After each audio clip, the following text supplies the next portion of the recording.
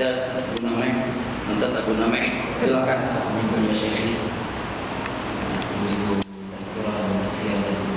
Nyari-nyari sedikit supaya orang tahu. Hadis Nabi Sallallahu Alaihi Wasallam kuburan diberi ngampun saya mengenai sampai sebelum bahwa akhir hadis maka dosa dan kebenaran. Hadis itu lagi kita syarahkan hadis itu. Sejarah lagi. Saya apa baik. Hadis asal sampai awal yang malam tadi saya riwayatkan di kuis. Kira-kira malam tadi itu dalam 2000 ada di penuh kan? Penuh. Banyak kita belum kelihatan dia apa banyak malam tadi itu. Ar-Rahimun yarhamuhumur Rahmanu tabaraka wa ta'ala. Orang yang pengasih dan yang penyayang itu akan dirahmati dan dikasih sayangi oleh Allah Jalla wa Ala. Farhamu man fil ardi yarhamkum man fis sama.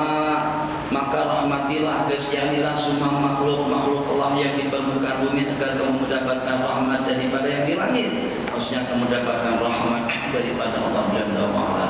Hadis itu tadi malam, maksudnya malam semalam itu saya riwayatkan di Qiyas. Dan hadis ini diriwayatkan oleh ulama kalau pertama kali kita datang ke majlis ilmu, atau kalau kali pertama kita berjumpa dengan seorang ulama.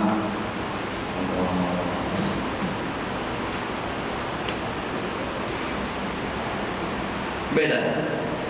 Anak senyap supaya anak leluasa untuk menerima panggilan handphone. Jadi anak berlebihan. Sebab kalau mau bercakap nanti anak paksa tutup telinga supaya jelas clear hubungannya dengan dunia luar. Jadi usaha dengan handphone. Tadi usaha bin awaliyah supaya diri kita ini mendapatkan rahmat daripada Allah, maka muliakanlah rumah Allah. Muliakanlah tempat yang mulia di sisi Allah. Dan jangan ada selain Allah yang agung dan besar kalau pada itu kita menjadi tetamunya Allah. Ini kita anggap kecil, ini kecil, Facebook kecil, network kecil, SMS kecil, dan juga dengan peralatan yang seumpamanya.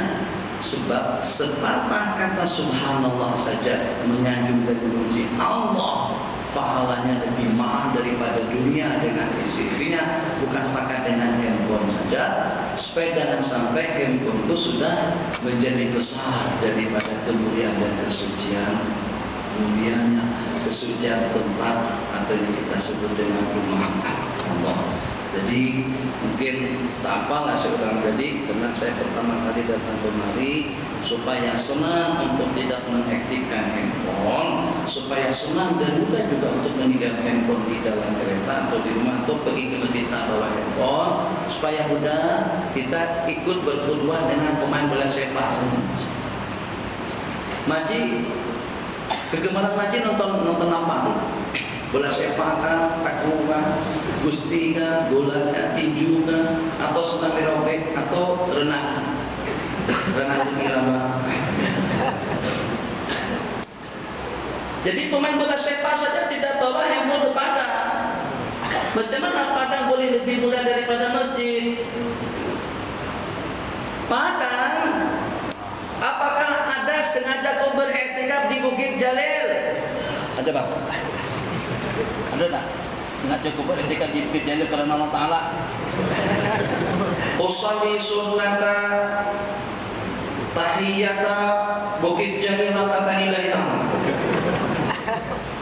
Qad aflahal mu'minuna alladziina hum fi shalaatihim khashi'uun. Telah beruntung, sungguh beruntung orang-orang yang khusyuk dalam sembahyang mereka. Nanti kita kata menunggu sembahyang, selepas sembahyang berada di masjid untuk menunggu sembahyang, hukumnya kita sudah sama dalam sembahyang. Tak akan terangkat handphone kalau pada saat kita sedang berada di rumah Allah. Ingat dan itu supaya tidak terjemahkan kemuliaan rumah Allah Jalla wa'ala. Memang betul-betul kebesaran kagungan Allahu Akbar tidak lagi dilakukan oleh orang-orang politik. Memang sebati dalam tubuh kita yang agung dan yang besar itu adalah Allah. Tapi kenapa kau cemarkan rumah Allah?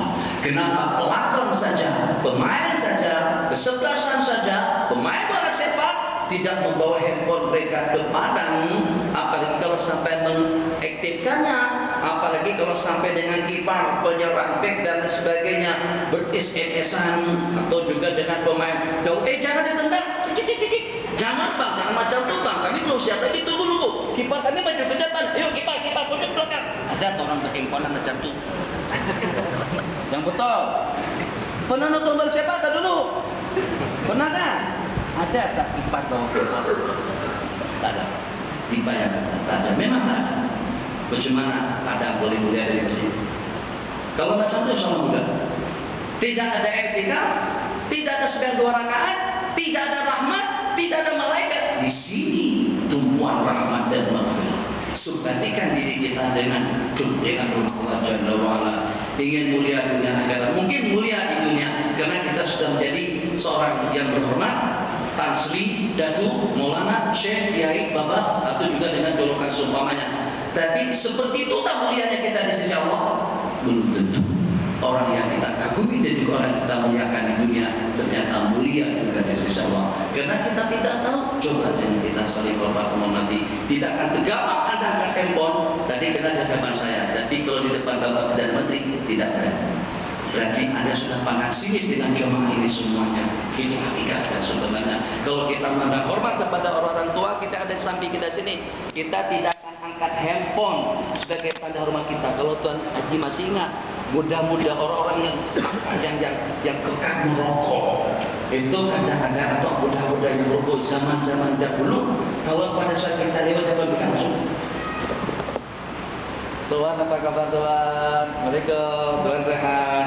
Padahal dia baru merokok tadi itu. Dia simpan, dia padamkan rokoknya sebagai tanda hormat ya kepada kita karena kita lewat di hadapan mereka.